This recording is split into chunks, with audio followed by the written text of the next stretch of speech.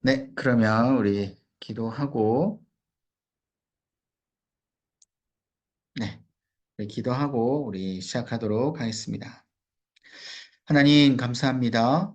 우리 가운데 정말 이 말씀을 너무 허락하여 주셔서 그것이 우리에게 꿀송이 같이 달고 또한 삶의 이정표가 되며 힘들고 어려운 장애물을 지날 때마다 말씀이 떠올리게 하는 놀라운 은혜가 있게 해주심을 감사합니다. 말씀을 듣고 잊어버리지 않게 해주시고 그 말씀에 깊이 새겨진 그 은혜가 우리 가운데 삶에 가득 꼽히는 놀라운 은혜가 있게 하여 주옵소서. 오늘 이사야 말씀을 통하여서 주님의 마음을 깨닫고 또한 여러 나라들의 정치적인 상황을 바라보며 주님께서 어떻게 인도하셨는지를 우리가 바라보며 나아갑니다. 그 수많은 시간 안에서 주님께서 하나도 빠짐없이 다 계획하여 놓으셨고 또 이스라엘 백성들에게 그 안에서 은혜를 주셨고 또한 기회를 주신 그 하나님의 마음을 오늘 우리에게도 깊이 깨닫는 온전한 시간 되게 하여 주옵소서. 오늘 오지 못한 우리 성도님들 많이 있습니다. 이 시간 기억하게 해주시고 우리 성경 통독반 우리 모든 한 분 한 분 말씀을 읽을 때마다 아버지 이 말씀을 먼저 듣고 또 이 말씀에 대한 깊은 깨달음을 통하여서 읽을 때마다 은혜가 차고 넘치는 놀라운 시간 되게 하여 주옵소서. 끝마치는 시간까지 함께 해주시 믿사오며 예수님의 이름으로 간절히 기도합나이다. 아멘. 네, 제 머리가 이렇게 가리진 않으시죠? 괜찮으시죠? 네. 그러면 우리 이사야 오늘 시작하겠습니다. 자, 오늘 깔끔하게 딱 11시까지 할게요. 네. 자, 이사야는 여러분들 이사야 하면 이사야 선지자가 이제 떠오르시죠? 이사야 선지자가 이스라엘 백성들이 멸망하기 전에 나와서 예언을 한 사람입니다. 그래서 멸망당하기 전에 이 선택받은 이 남유다죠. 남유다 위주로 이제 예언을 하는 거예요. 이때 당시에는 이사야 선지자 때는 북이스라엘이 아직 멸망당하기 전이었어요. 이사야가 딱 등장했던 시기에는. 그러니까 굉장히 아수르라는 나라가 나라들을 지배하고 있었고 이 아수르가 곧 있으면 북이스라엘 나라를 이제 멸망시키는데 그러다 보니까 남유다 입장에서도 북이스라엘이 곧 있으면 멸망당하고 또 실제로 멸망을 당했고 그런 모습을 바라보는 남유다의 입장에서는 각성을 해야 되겠죠. 아, 우리가 하나님을 정말 잘 따라야 되겠구나. 하나님을 정말 잘 믿어야 되겠구나. 라는 것을 깨달아야 되는데 그것을 잘 깨닫지 못했다라는 거예요. 그 깨달을 때 이사야 선지자가 정말 목청껏 외쳐서 하나님을 잘 믿어야 된다라고 불렀던 이 선지자입니다. 특별히 하나님을 잘 믿어야 된다. 곧 있으면 심판이 나타날 것이다. 라고 이야기하면서 앞으로 있을 회복까지도 같이 예언을 하게 됐는데 병 주고 약 주고 하냐라는 그런 이스라엘 백성들의 마음이 있었던 것 같아요. 하나님께서 주시는 이 말씀에 대해서 깊이 깨닫는 게 아니라 우리는 멸망당하지 않을 것이다. 북이스라엘과는 우리가 차원이 다르다. 그리고 하나님은 절대 그러한 분이 아니시다. 왜냐? 북이스라엘은 그들이 결혼을 하고 하나님의 말씀을 따르지도 않고 그렇게 하나님 앞에 순종하지 않았던 백성이니까 저렇게 멸망당하는 건 당연하지만 우리 남유다는 북이스라엘과 다르다. 그렇게 좀 착각하면서 자기들 스스로 자위하면서 그런 이제 말씀에 대한 이제 경각심을 갖지 못한 것을 어, 우리가 이제 깨닫게 되는 것이죠. 결국 북이스라엘 나라가 멸망당하는 이 시기를 하나님께서는 남유다의 경고에 대한 메시지로 주셨어요. 그래서 전반전에 보면 1장부터 39장이 바로 이제 전반 부분입니다. 이제 이것은 이제 우리가 이제 이사야를 작은 성경책으로 이야기를 하는데 구약 성경이 39장까지 있죠. 39권. 그리고 신약이 27권이잖아요. 총 66권인데 이사야도 똑같이 마찬가지입니다. 작년에도 우리가 좀 들으셨지만 총 66장이 이사야에 구성이 되어 있고 그 앞에 전반 부분 1장부터 39장이 바로 구약 성경에 대한 내용을 주로 다루고 있어요. 자, 구약 성경에 대한 내용을 다루고 있다라고 하니까 어떤 내용이 떠오르요? 구약 성경은 뭐예요? 앞으로 오실 메시아에 대한 예언인 거잖아요. 그리고 지금 현재 불신한 그들에 대한 심판, 이런 이제 내용들이 구약 성경에 나오는 건데 똑같아요. 앞으로 있을 심판에 대한 그 이제 예언, 그리고 그 메시아가 앞으로 와서 구원할 것이다라는 예언. 그런 것들이 이제 이 전반 1장부터 39장까지 들어가 있는 것이죠. 자, 그러면 후반 부분은 뭐냐? 후반 부분이 바로 이제 이 신약을 이야기를 합니다. 그래서 40장부터 이제 총 이제 27장에 대한 부분은 앞으로 이제 포로 귀환할 백성들에게 이야기하는 예언에 대한 말씀이에요. 자, 조금 이상하죠. 앞에 전반전 부분에는 아직 멸망당하지 않았기 때문에 곧 있을 멸망당할 백성들에 대한 그리고 그 메시아까지 올 것들에 대한 이제 예언을 주로 했는데 후반절 부분에는 시대가 완전히 달라졌어요. 자, 밑에 보시면 약 100년에서 150년 뒤쯤에 이 후반 부분이 쓰여졌습니다. 그래서 어, 사실 이사야서는 한 권의 책이지만 시간차가 너무 크기 때문에 앞에 이사야와 뒤에 이사야를 구분하기 시작을 했어요. 그래서 앞에 이사야는 제1 이사야라고 부르고 뒤에 후반 부분에는 제2 이사야라고 부릅니다. 이게 시간차가 약 100년에서 150년. 그러니까 이때 후반 부분에 있는 이스라엘 백성들은 어떤 백성들이냐? 이미 멸망을 했어요. 이미 멸망하고 이제 곧 있으면 있을 포로 귀환을 할 이제 백성들의 시대가 되었다라는 거예요. 포로 그 시기가 총 70년의 시간인데 그 70년의 시간마저도 이제 거의 다 이제 찼다라는 것이죠. 그래서 그러한 이스라엘 백성들이 이제 곧 있으면 우리가 포로 귀환을 하는데 이들이 어떤 마음을 가질지 어떻게 하나님 앞에 믿음을 잡고 순종할지에 대해서 제대로 이사야가 알려주는 내용이 바로 이 하반 이사야서 제2 이사야입니다. 자, 그러니까 조금 이제 여기서 보면 이제 이상한 마음이 드시죠. 아니, 그러면 이사야는 도대체 몇 년을 살았냐? 이사야는 뭐 한 200년 살았냐? 어떻게 전반에도 이렇게 예언을 하고 후반 부분에도 예언을 하냐? 실상은 제1 이사야 선지자가 쓴 것이고요. 제2 이사야, 이제 100년에서 150년 이제 후반 부분에 있는 이 말씀은 제2의 인물이 이제 썼을 것이라고 추정을 합니다. 왜 그러냐면 이제 다른 이제 선지자가 있지만 이 선지자가 이사의 내용을 그대로 차용을 한 내용으로 우리가 이제 살펴볼 수 있다라는 거예요. 그래서 그 선지자의 이름도 없고 그렇기 때문에 이사야서의 내용을 그대로 차용해가지고 그대로 후반 부분에 앞에 부분에 이렇게 예언을 했는데 너희들이 바로 이 예언을 그대로 지켜봐라. 그대로 되지 않았냐. 그러니까 너희들이 앞으로 포로기 안에서 잘 살아라라는 연결된 내용을 썼기 때문에 이걸 이제 이사야에 이제 포함된 것 같고요. 결국 제2 이사야의 이제 마지막 최종은 결국 하나님의 나라가 그래도 임할 것이고 메시아를 통한 궁극적인 온전한 구원이 이제 이 땅 가운데 선포가 될 것임을 이야기하고 있습니다. 그러니까 작은 성경책이라고 불리는 이유가 바로 여기 있는 거예요.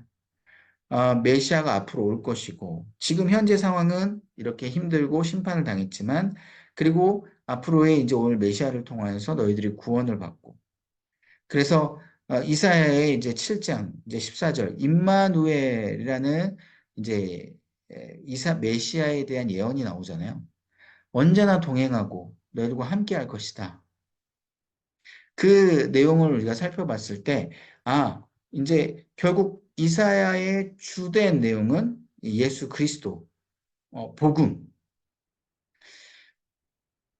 자, 특별히 이제 전체 내용을 보시면, 그래서 앞에 부분을 보시면, 이러한, 방금 제가 이제 말씀드린 거예요.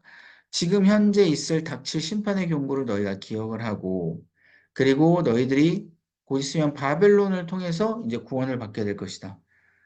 앞에 1 이사야에서는. 왜냐면, 이때 당시 아수르가 가장 강대국이었어요. 아수르가 바벨론은 사실 바벨론은 가장 이제 소국이었고, 근데 아수르가 강대국이었기 때문에 북이스라엘을 멸망시키려고 이제 했단 말이에요. 그런데 이따가 살펴보면 알겠지만 북이스라엘은 정말 어, 이 생각을 못하게 북이스라엘 생각을 못하게 그들 입장에서는 애굽에게 의지를 했어요. 애굽. 그러니까 지금 하나님은 아수르를 통하여서 심판하시고 이제 세계를 다스리게 하려고 하나님께서 계획을 두셨는데 이들은 바보같이 애굽에 줄을 서가지고 아수르에게 대항을 했다라는 겁니다. 그렇기 때문에 북이스라엘은 멸망할 수밖에 없었고 다만 남유다의 이때 당시의 왕은 이제 히스기야였는데 북이스라엘이 멸망당할 때는 이 히스기야가 애굽에 줄을 쓴 게 아니라 바벨론 그 가운데 있어서 하나님을 온전히 의지했고 정치적으로는 바벨론이 이제 조금 도와주는 형식으로 이제 됐다라는 거예요. 그래서 사실은 바벨론이 좀 소국이었지만 하나님께서 바벨론의 힘을 약간 빌릴 수 있도록 하나님께서 이제 말씀하셨고 인도를 하셨고 그렇지만 정작 온전히 오직 구원은 하나님께서 갑자기 하룻밤에 아수르의 모든 군대를 없애버리는 그러한 사건이 펼쳐진 것이죠. 그럼을 통하여서 결국 이 남유다는 무엇을 느껴야 되냐? 북이스라엘이 이렇게 애굽을 의지하고 하나님을 의지하지 않냐고 외망당하는 모습이 우리가 타산지석으로 삼아야 되겠구나. 근데 바벨론이 좀 구원을 줬어요. 바벨론이 좀 도와줬어요. 좀 도와줬는데 히스기야가 잘못한 게 뭐냐면 이후에 바벨론을 너무 의지를 해버렸어요. 자신이 병들 때도 바벨론 사신이 축하로 왔는데 히스기야가 뭐래요? 이 바벨론 이 사신들에게 왕 자신이 왕으로서 누렸던 모든 금은보화들, 업적들을 다 보여줘 버리는 그런 실수를 저지릅니다. 그러다 보니까 하나님 입장에서는 굉장히 화가 나신 거죠. 야, 내가 너를 구원했지. 무슨 바벨론이 너를 구원했냐. 너가 바벨론에게 보여줬던 그 모든 것들이 결국 바벨론에게 그대로 종속되고 너희들이 바벨론을 통하여서 망할 것이다. 라고 하나님께서 정확하게 예언을 해버리십니다. 그 내용이 이사야 이 전반 부분 안에 38장 이때 다 나와 있어요. 그러니까 결국 이 구약의 역사를 딱 바라볼 때 이스라엘 백성들하고도 너무 비슷하잖아요. 애굽 가운데 종살이를 했던 이스라엘 백성들 하나님이 구원시켜 줬는데 이스라엘 백성들이 자꾸 우리는 이 광야가 싫고 애굽으로 다시 돌아가고 싶고 또 다른 나라를 또 의지하려고 하고 또 모세를 반역하고 참 이런 그 모든 것들이 연결되어 있는 것처럼 여기 이사야에서도 이것을 보여주려고 그렇게 히스기야의 내용들을 잠깐 이사야 전반 부분에 또 삽입을 해놓게 된 겁니다. 그럼 제2 이사야는 어떤 거냐? 이제 시간이 갑자기 바뀌었어요. 여러분도 이제 이사야서를 읽다 보면 40장에서 넘어가다 보면 시간이 많이 이제 바뀐 것으로 여러분들 인식하고 이제 읽어 주셔야 됩니다. 39장에서 40장 딱 넘어가는데 한 장 차이밖에 안 되지만 시간이 변화되었구나. 이제 포로기한하는 백성들을 대상으로 이제 이야기를 하는 거구나라고 여러분들이 이해하시고 읽으시면 돼요. 자, 그랬을 때 지금 현재 어떤 상황이에요? 바벨론으로부터 심판당한 상황이에요. 그러니까 아수르는 이제 이미 예전에 이제 강대국으로서 북이스라엘 멸망시켰고 그 다음 패권을 잡은 게 이제 바벨론이잖아요. 그래서 방금 이 히스기야의 내용이 38장 이때 나와 있는 39장 이때 나와 있는 건데 바로 40장 딱 넘어오니까 바로 바벨론이 심판을 해버린 거예요. 남유다를. 그렇잖아요.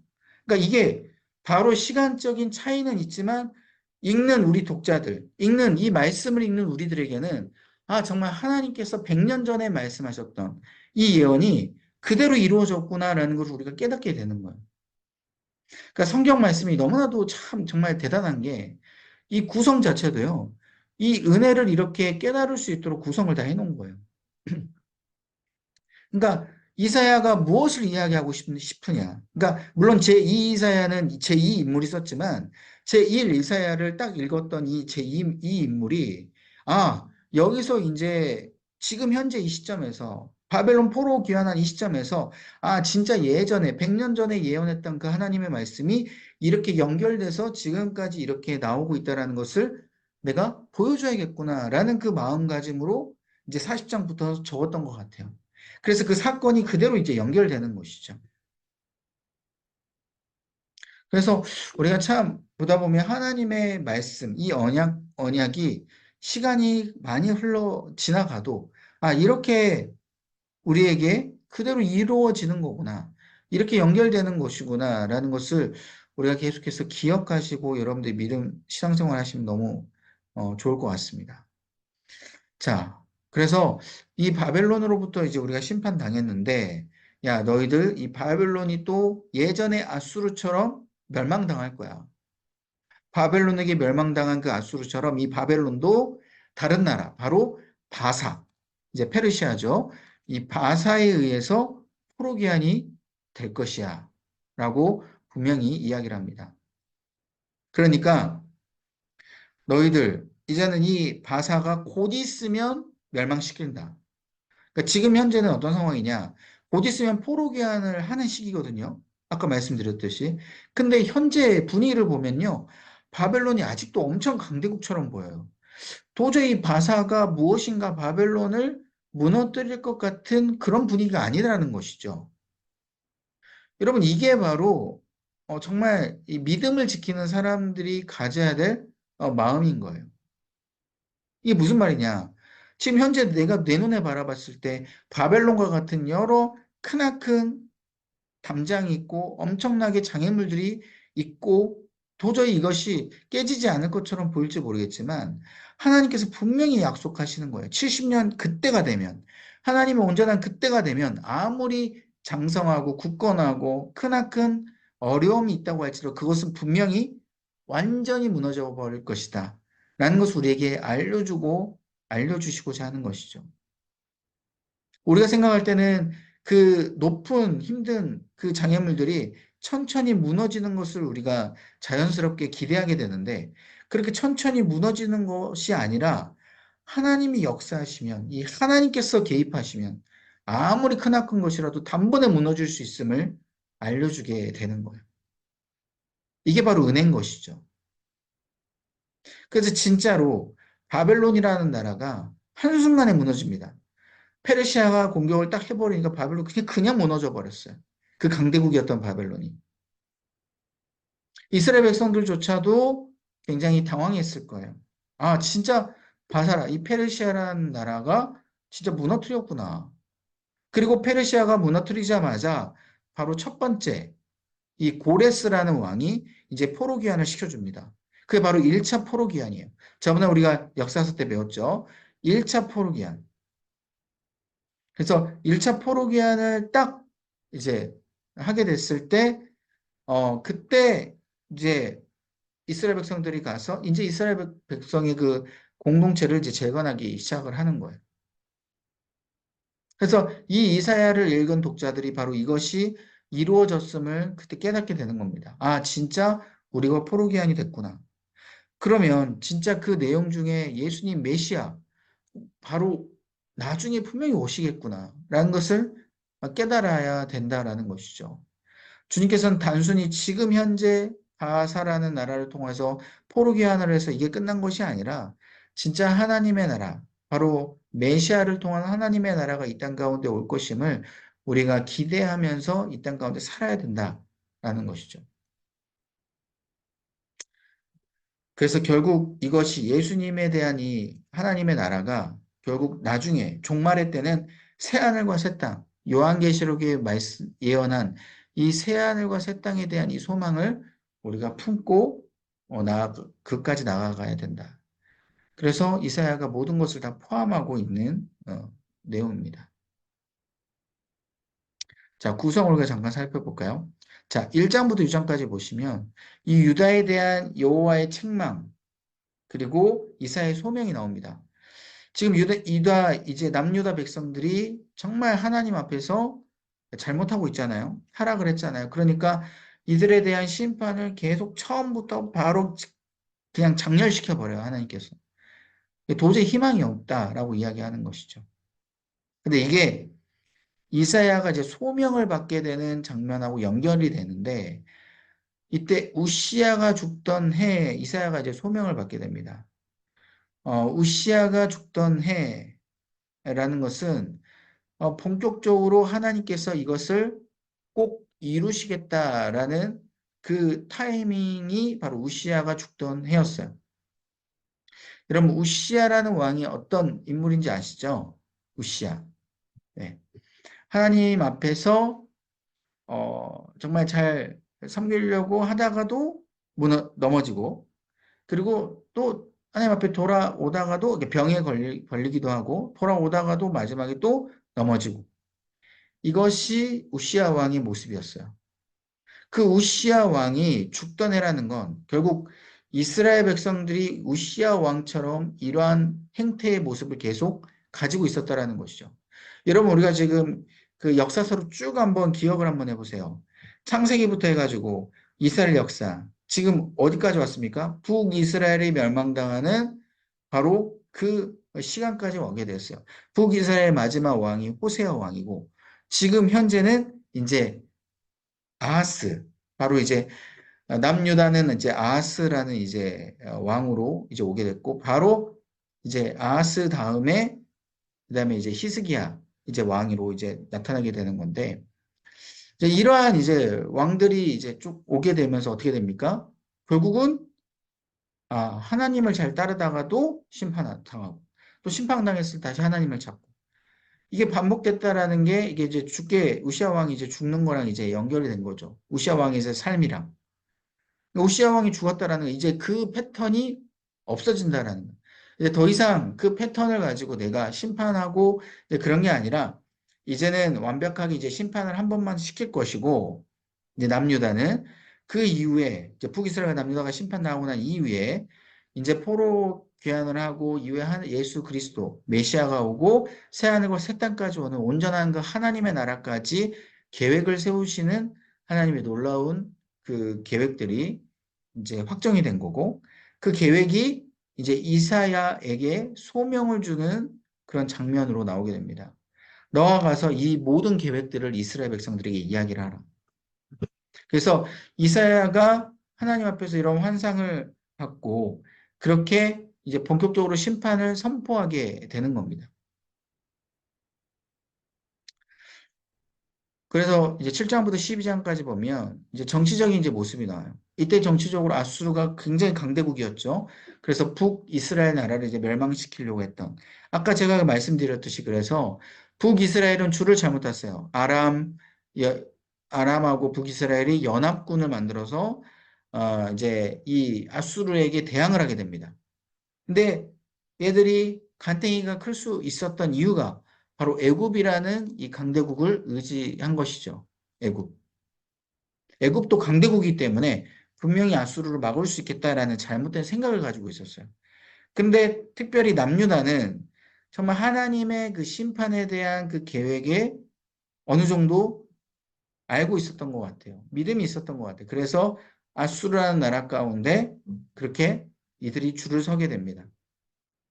실상 그렇게 뭐 하나님을 믿어서 아수르라는 나라에 줄을 선 것보다는 그냥 그들이 마음 가운데 하나님께서 뭔가 이 아수르라는 나라 가운데 뭔가 하시려고 하나 보다라는 정도. 이들이 굉장히 막 깨우쳐가지고 이제 하나님 잘 섬겨야지 이런 정도까지는 아닌 것 같고요. 그래서 그냥 정세를 보니까 하나님께서 아수르라는 나라 가운데 역사하시려나 보다. 라는 그 정도의 이제 남유다의 마음이 있었던 것 같습니다. 그러니까 차라리 참 이렇게 남유다의 모습을 보면요. 물론 이제 이 모습을 통해서 남유다가 이제 구원을 받게 되긴 해요. 그런데 참, 이 모습이 어쩌면 우리의 모습일 수 있겠다라는 생각을 또 하게 돼요. 왜냐하면, 어느 정도 우리가 하나님을 믿어요. 하나님께서 주시는 말씀 은혜들도 어느 정도 알고, 깨닫고, 그런데 딱 하나님의 말씀을 깨닫고 그것을 온전히 하나님 앞에 올인하고 하나님을 순종하기보다는 조금씩 조금씩 그냥 적당히 그렇게 하나님의 계획에 순종하며 적당히 그렇게 하나님 앞에 그 믿는 그런 모습이 우리 가운데 있지 않나. 그 모습이 하나님께서 보시기에는 라오디게아 교회처럼 요한계시록에 나온 뜨겁지도 아니하고 차갑지도 아니한 그런 믿음을 가진 그런 모습이 어느 정도 우리에게 있지 않나라는 생각을 해보게 됩니다. 그래서 결국 이 두 개의 파들이 싸우게 됩니다. 그래서 이 두 개의 파가 싸웠는데 결국은 누가 이기게 될까요? 당연히 아수르의 나라의 연합군이 이기게 돼요.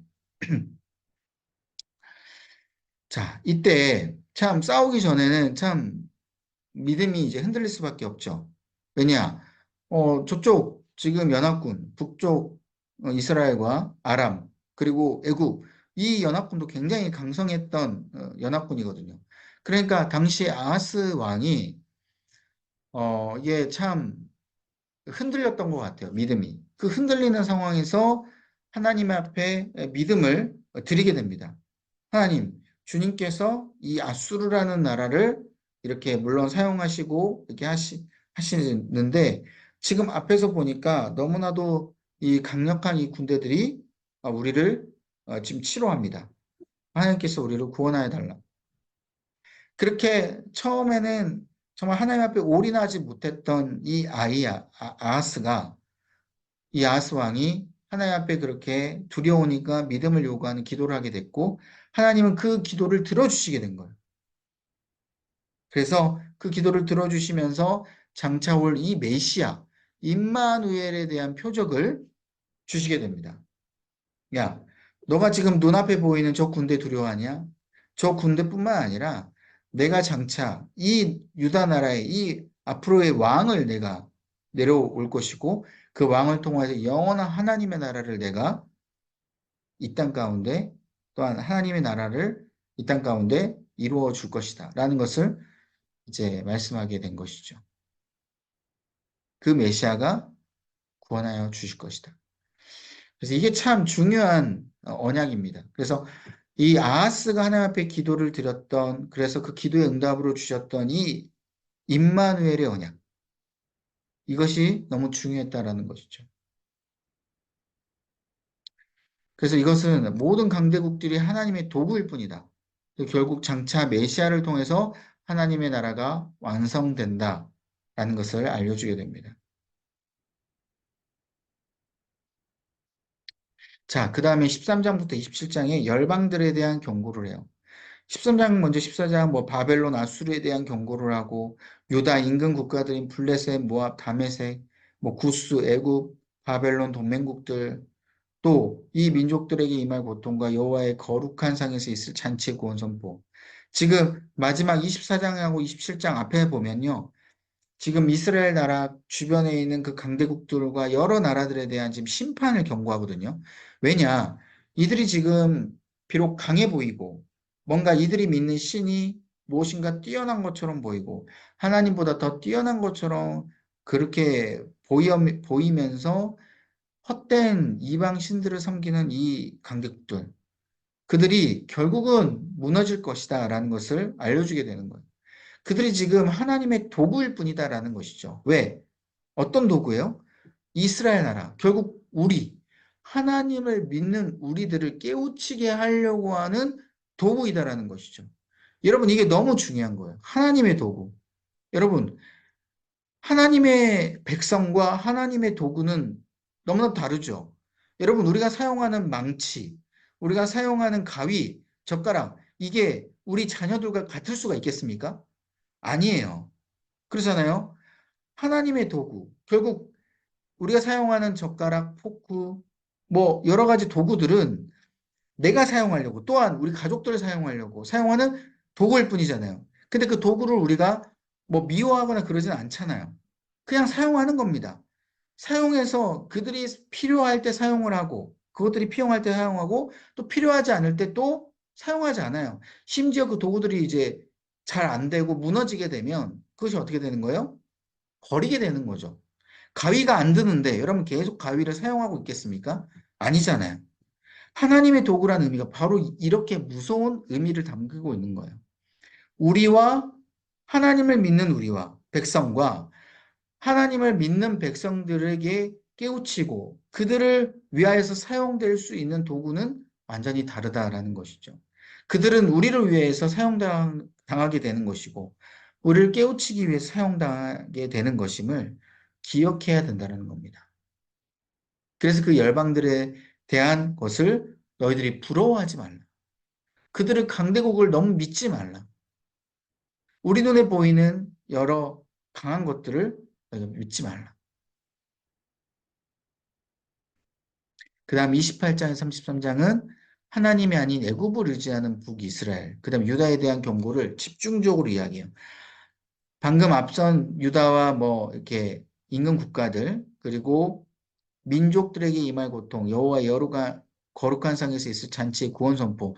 이들은 이제 주님의 백성들에 대한 이제 선포인데 이들에게 있어서 정말 북이스라엘이 같이 임하여야 되는 거예요. 북이스라엘과 유다가. 이들이 같은 한 민족이고 이들이 원래 주님을 잘 따랐던 민족인데 이들이 그렇게 하나님을 따르지 아니하고 오히려 애굽을 의지하는 그러한 모습들. 북이스라엘이. 그리고 유다도 마찬가지. 유다가 나중에 하나님을 제대로 믿지 아니하고 오히려 다른 나라를 의지하고 그런 모습들. 여기에 대한 경고를 하는 것이죠. 하나님의 백성이 도구를 보면서 깨우치지 못했으니 이제는 이 백성들에게 그대로 선포를 하는 거예요.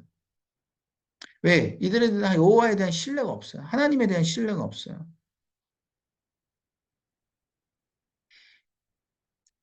그래서 이들이 예배를 하지 않고 막 하나님 선지자들에 대해서 조롱하고 또 애굽을 의지하고 이런 모든 것들이 결국 하나님과의 관계를 깨버렸다라는 것이죠. 하지만 이후에는 예수님께서 통치하시게 될 것이다. 그래서 이 놀라운 회복이 일어날 것이다. 이 놀라운 회복은 결국 이스라엘 백성들이 참 착각하는 회복이잖아요. 나중에 신약 성경 넘어와서 이사야서의 이런 모든 이 예언들을 참 바리새인과 서기관들이 해석하는 건 정치적인 나라의 회복으로 그렇게 많이 이제 해석을 하게 됩니다. 근데 정치적인 나라의 회복이 아니라 결국 이스라엘 백성들이 이미 무너졌고요.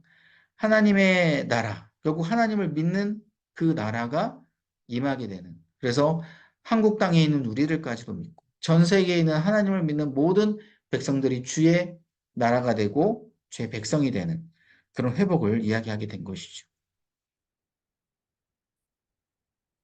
그 다음 34장부터 35장은 열국들에 대한 심판과 시온에 대한 미래를 이야기합니다. 그래서 북이스라엘과 유다에 대한 심판을 선포했지만 결국 회복이 될 것이고 결국 이스라엘 백성들이 포로기한이죠. 포로기한을 해서 회복이 될 것이고 그걸 통하여서 오직 하나님의 은혜를 누리게 될 것이다. 그러니까 너희들이 이것을 기대하고 이것을 온전히 꿈꿔야 된다.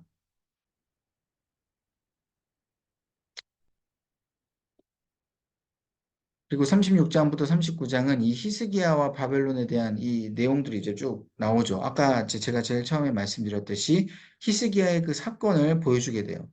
그래서 바벨론 사신이 찾아왔을 때 히스기야가 그렇게 보여줘 버린 그런 모습들. 그게 바로 하나님을 신뢰하지 않고 자기의 힘과 자기의 의지대로 이 이스라엘 백성들이 이렇게 구원받고 이렇게 부강하게 됐다라는 것을 드러나게 된 이 히스기야를 엄청나게 책망하면서 바로 이 히스기야 때문에 유다가 멸망당하는 이 본격적인 모습이 나타나게 된 것이죠.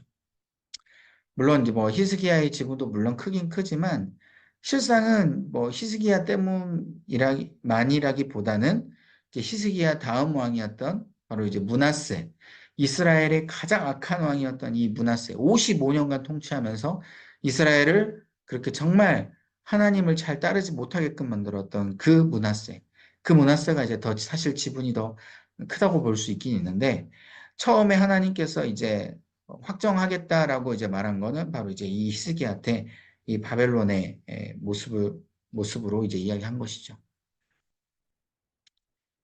그래서 하나님을 온전히 의지하고 하나님의 영광을 얼마나 높이느냐. 이것이 가장 중요하다라는 거예요. 예. 우리가 받고 있었던 은혜들, 받고 있었던 모든 지금 가는 이 길이 실상은 내 힘과 내 의지로 가는 것이 아니라 하나님께서 나를 이제까지 은혜 주셨고 하나님의 지혜로 또 하나님의 능력으로 우리가 지금 가고 있는데 그것을 내가 하나님의 영광을 드러내지 아니하고 내 뜻과 내 힘으로 이루었다라는 것처럼 사람들에게 드러낸다면 하나님이 결국 그것으로 망하게끔 할 것이다.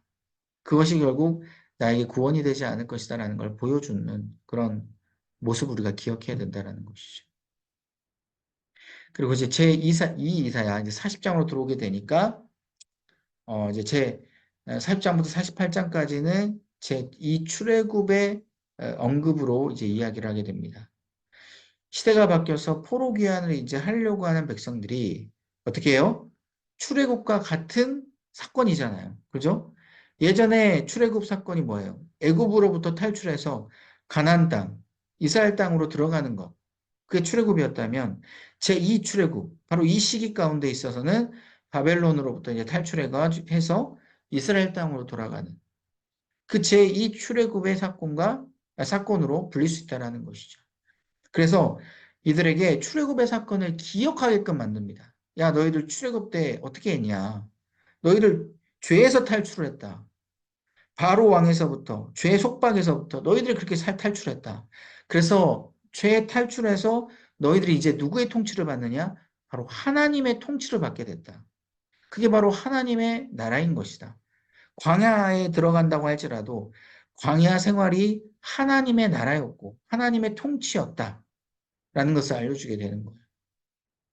그래서 너희들이 이제 이 고레스를 통하여서 너희가 이제 귀환시킬 거니까 너희 이거를 그대로 기억하고 사실 출애굽도 사실 이제 급작하게 된 거잖아요. 그러니까 아까 말씀드렸듯이 바벨론은 아직 강대국인 것처럼 너희들이 볼지 모르겠지만 이 출애굽 사건이 갑작스럽게 올 것이고 너희들이 이걸 맞이했을 때 너희들이 하나님을 그대로 믿고 순종하면서 너희들이 따라가야 된다라는 것을 미리 예언하게 되는 거예요. 근데 이게 참 충격적인 예언까지 같이 합니다. 너희들을 구원시킨 이 바사, 페르시아도 결국은 나중에는 하나님을 따르지 않으니까 멸망당할 것이다. 까지도 예언을 해버리게 되는 거예요. 그러니까 결국 다 도구였던 것을 지금 이야기해주고 있는 것이죠. 그래서 앞선 제1 이사야 때 그 많은 열방들에 대한 심판을 이야기한 예언이 그대로 여기서도 연결돼서 이 바벨론, 페르시아 이것도 그대로 연결돼서 이제 심판에 대한 부분이 나온다라는 것이죠.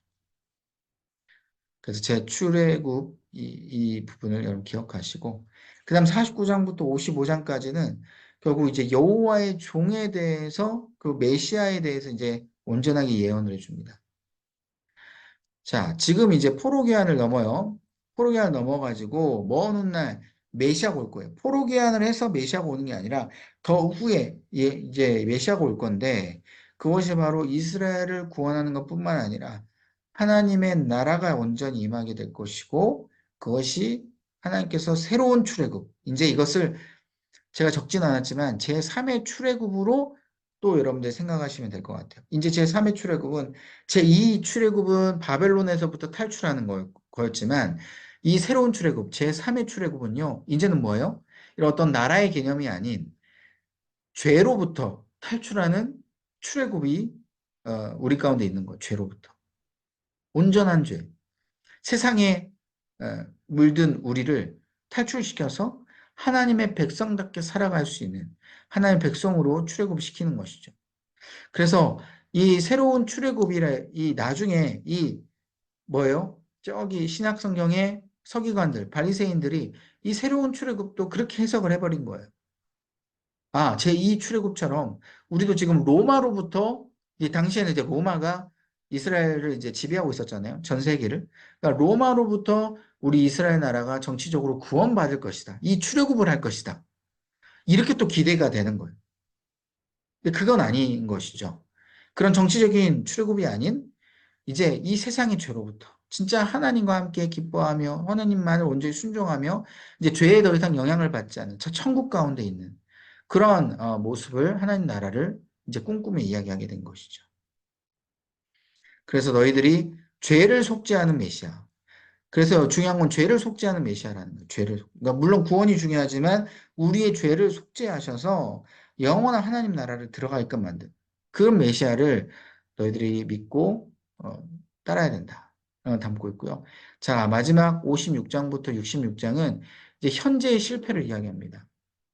그러니까 지금까지 왔던 아까 이제 우시아도 이제 그 이야기를 했지만 지금까지 모든 이스라엘 백성들의 패턴이 뭐예요? 하나님을 따랐다가 실패하고 따랐다가 실패하고 이제 이것은 이제는 더 이상 반복하지 않니 이제 그건 실패를 한 것이다. 진정 하나님 백성의 모습이 없다. 너희들 실제적으로 앞으로 귀환을 하고 나서도 분명히 하나님을 잘 따르지 않을 것이다라는 걸 하나님이 이미 예언을 해버린 거예요. 이미. 네. 그러니까 우리가 그렇잖아요. 우리가 주님을 온전히 나의 구주로 믿고 나서도 우리가 성화되는 작업이 계속해서 필요한 것처럼 우리가 하나님 믿고 나서 온전히 우리가 뭐 제대로 그냥 180도 변해가지고 그냥 계속해서 우리가 죄도 하나도 안 짓고 살아가는 건 아니지 않습니까? 그런 건 마찬가지인 거예요. 진짜 이 땅에서 살아갈 때는 죄로 인하여서 하나님의 백성의 모습이 없는 거예요.